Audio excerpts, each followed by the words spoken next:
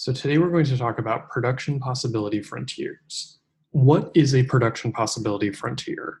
Well, simply, a production possibility frontier is a graph. It's a graph that shows combinations of output that the economy can possibly produce.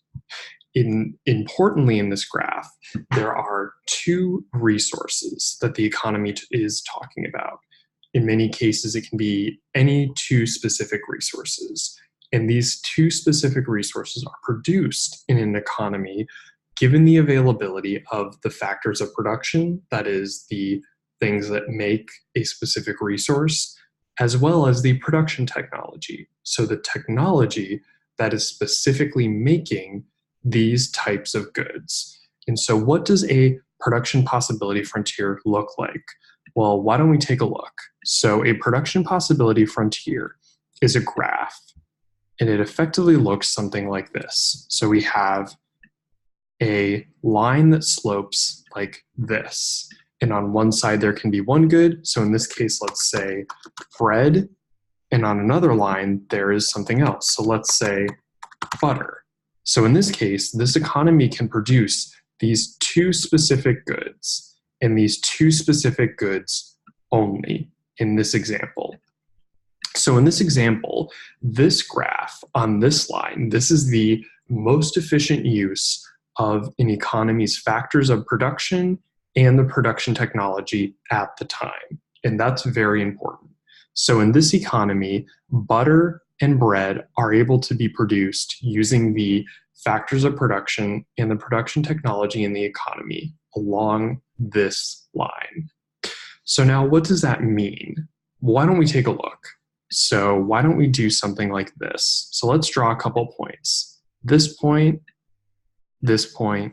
and why don't we actually draw a point outside the graph just to see what that looks like? Okay, so now we have three different points. And why don't we label those points? So this is going to be point A, this is going to be point B, and then this is going to be point C. So for all of these points, these mean specific things in the production possibility frontier graph. So let's first talk about point A. So point A is an example of an economy that is not using its factors of production or production technology efficiently. So another way to phrase that is point A is technically feasible, but inefficient. So an example would be potentially high unemployment in an economy would cause you to be at point A. Now, what would cause you to be at point B? Well, point B is the ideal point. You want to be at point B. Point B is an example of where the economy is using its factors of production and production technology in the most efficient way possible to produce the best amount of resources. So in this case, point B is just one of those points along this line between bread and butter. So what about point C? So point C is actually not feasible at this point. The current economy does not have the ability to produce at point C given their current factors of production and production technology. So this line right here represents the furthest possible point that this economy can produce at, which is on point B. So point C cannot be achieved with the current levels of technology and the factors of production in this economy. Okay, so of course, it's not going to be this simple. The line in this example, in the production possibility frontier, can shift. And it can shift for a couple different reasons. We already mentioned them, but let's walk through them. So let's say something like this happens.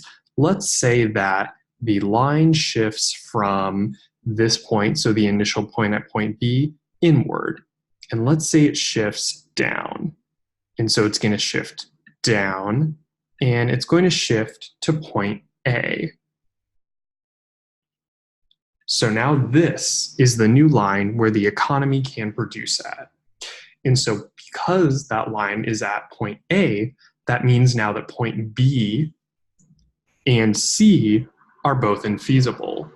And because of that, because both of those points are infeasible, point A is the best point this economy can produce at. So a good question would be, what would cause point A or what would cause the line to shift inward? So something that would cause the line to shift inward is potentially a war, famine, or something else that causes the effective movement of the economy to move inward because either the factors of production have been destroyed or the production technology in the economy has been damaged. Okay, so now we talked about what happens when the economy shifts inward. So now we're going to talk about what happens when the economy shifts outward. So when the economy shifts outward, that's effectively saying that the economy is becoming more efficient. And it's becoming more efficient because of either a technological improvement in the economy or the increase in efficiency, which is represented by this new green line. So now, as you can see, the economy is at point C. So at this point, point C is the best point to be at because it's the best utilization of these economy's resources. Point B and point A are technically feasible, but they're inefficient. They're not a good use of this economy's resources. So because of that, in this example, now we have worked that point C is the best and the best use of the economy's resources because we're at this green line. So what else can happen to a production possibility frontier? Well, the line does not have to shift in this manner. So why don't we take a look at what that looks like when the line doesn't shift evenly? Okay, so now we're going to have the production possibility frontier. Once again, it's going to be represented initially by this line. So let's say that the production technology for butter increases significantly but stays the same for bread. So you can produce more butter than you could previously. So let's represent that on this graph. So effectively, what is happening at this point is that the line for butter is shifting outwards. And so the line for bread is not moving. So effectively, we can produce more butter in this economy because the production of butter has gotten more efficient due to better technology.